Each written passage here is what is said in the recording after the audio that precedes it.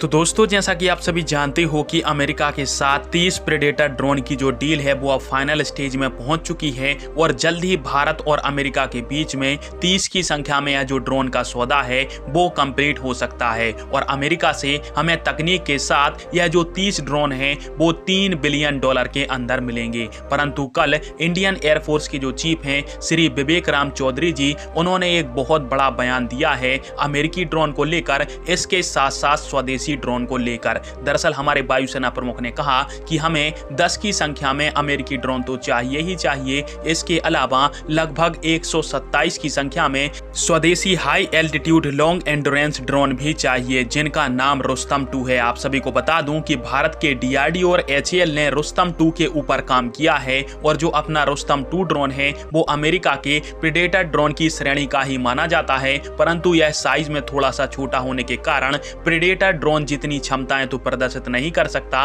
परंतु यह जो ड्रोन है वो अपनी श्रेणी का एक बेहतरीन और उन्नत लड़ाका है। इसके अलावा इसकी कुछ खासियतों की बात करते हैं तो जो रुस्तम 2 है वो करीब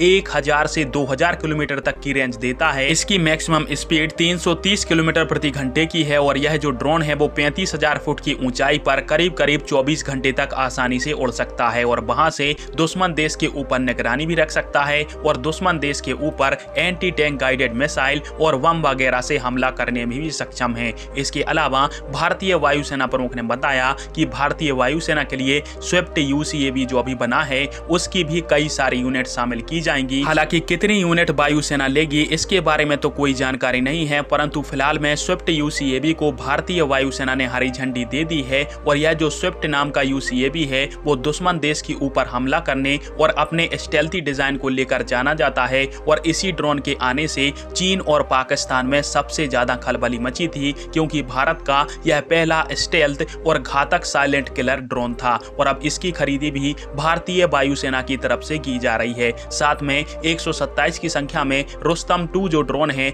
वो तो भारतीय सेना लेगी ही लेगी और इस प्रकार से भारतीय वायुसेना प्रमुख ने स्वदेशी प्रोग्रामों के लिए भी हरी झंडी दे दी है कि अब स्वदेशी जो हथियार हैं वो जल्द ही भारतीय वायुसेना में अपनी सेवाएं दे पाएंगे। फिलहाल में आप सभी की इस टॉपिक के ऊपर क्या राय है और क्या भारत को ज्यादा से ज्यादा मात्रा में स्वदेशी हथियार सेना में शामिल करनी चाहिए या फिर विदेशी? कमेंट बॉक्स में प्रयास दीजिएगा। वीडियो देखने के लिए धन्यवाद। जय हिंद, वंदे मातरम।